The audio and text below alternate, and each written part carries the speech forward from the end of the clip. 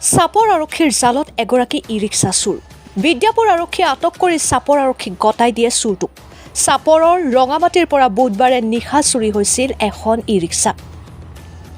ঘটনা সন্দৰ্ভত ই ৰিক্সাৰ গৰাকীয়ে চাপৰ আৰক্ষী থানাত দাখিল কৰিছিল এজাহাৰ।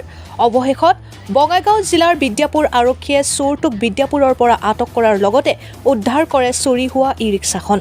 কিন্তু ই ৰিক্সাখন উদ্ধাৰ হৈছে যদিও ইতিমধ্যে চোৰটোৱে ই ৰিক্সাখনৰ বেটাৰী, টায়াৰ আৰু কিছু সামগ্ৰী বিক্ৰী কৰে বুলি জানিব পৰা গৈছে।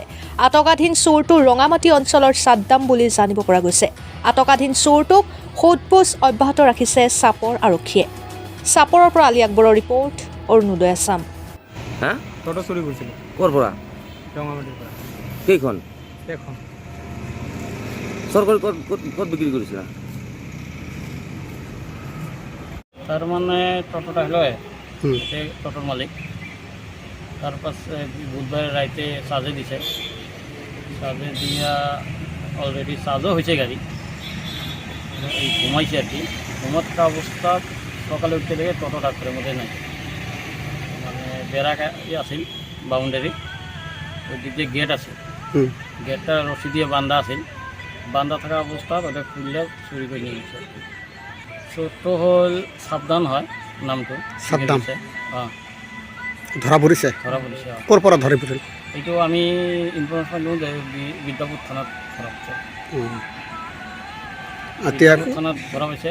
চোৰজন ক'ত আছে এতিয়া? এতিয়া চাপৰচোন আছে, চাপৰ থানাত। তাৰপিছত আমি ইয়াত খবৰ কৰিলোঁ যে থানাত খবৰ কৰিলোঁ আমাৰ চাপৰ থানাত। কৰাৰ পিছত ছাৰে ক'ল যে মই গৈ আছোঁ। তাৰপিছত গেল যাই লৈ আহিল। আৰু তাৰপিছত হৈছে কি ঘটনাটো, গাড়ীটো চুৰি কৰিছে, এইটো বেটাৰী থাকেই যায় আছে যিটো কমপ্লিটে বিক্ৰী কৰিছে। বেটাৰীবিলাকে বিক্ৰী কৰিলে? বিক্ৰী কৰিছে, স্পেয়াৰ টায়াৰটোও বিক্ৰী কৰিছে, চাৰ্জাৰটো আছিল চাৰ্জাৰটোও লৈ গৈছে, চাৰ্জাৰটোও বিক্ৰী কৰিছে। এইটোৱেই আমি প্ৰশ্নে জানো যে যিবিলাক চোৰে বিক্ৰী কৰে য'ত, এইবিলাকক অলপ ই কৰে, জাজ কৰে যে চুৰি মাল কেনেকৈ কিনে।